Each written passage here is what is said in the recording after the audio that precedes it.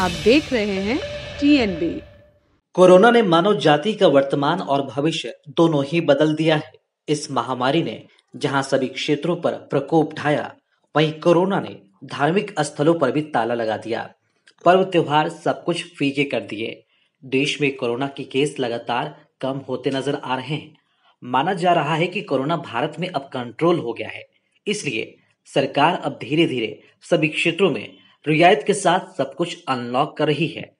लेकिन धार्मिक स्थलों की बात की जाए तो उस पर अभी भी ताला लटके हुए हैं, क्योंकि बड़ी संख्या में लोग रोजाना मंदिर, मस्जिद और गुरुद्वारों में आते हैं। इसलिए संक्रमण के डर से अब तक इन धार्मिक स्थलों पर ताला लगा हुआ है।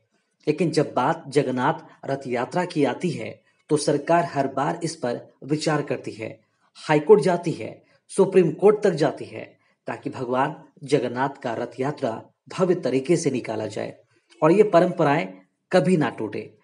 कोरोना का दौर चल रहा है और ऐसे में जगन्नाथ रथ यात्रा निकालना बड़ी चुनौती होती है, क्योंकि इसमें सैकड़ों नहीं बल्कि हजारों की संख्या में लोगों की भीड़ जुटने की संभावना होती है। ऐसे में ओडिशा सरकार ने सीमित दायरे में जगन्नाथ रथ यात्रा निकालने की अनुमति सुप्रीम कोर्ट से मांगी थी, जिसे हरी झंडी सुप्रीम कोर्ट ने दे दी है। जगन्नाथ रथ यात्रा अपने समय पर यानी 12 जुलाई को निकाली जाएगी।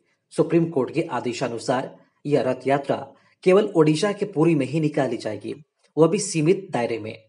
सुप्रीम कोर्ट ने कोरोना के डेल्टा प्लस वेरिएंट के बढ़ते प्रकोप और तीसरी लहर की आशंका को देखते हुए राज्य सरकार के फैसले को सही ठहराते हुए पूरे ओडिशा राज्य में रथ यात्रा को निकालने पर पाबंदी लगा दी है। सुप्रीम कोर्ट ने मंगलवार को पूरे राज्य में रथ यात्रा निकालने वाली दायरी याचिका को खारिज कर दिया।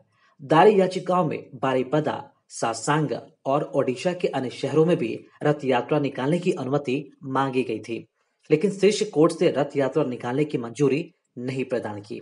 आपको बता दें कि ओडिशा सरकार ने कुछ दिन पहले कोरोना वायरस कोविड-19 के संक्रमण के प्रसार को देखते हुए केवल पुरी में ही रथ यात्रा की अनुमति दी थी।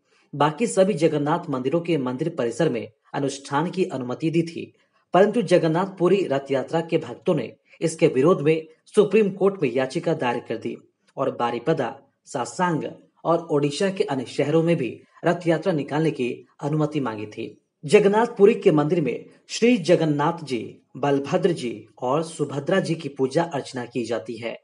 वर्तमान मंदिर का निर्माण राजा चोडगंग देव ने 12वीं शताब्दी में कराया था।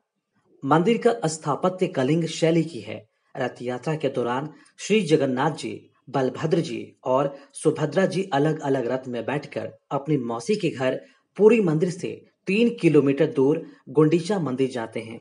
वहां 8 दिन रहकर वापस पुरी मंदिर में आते हैं।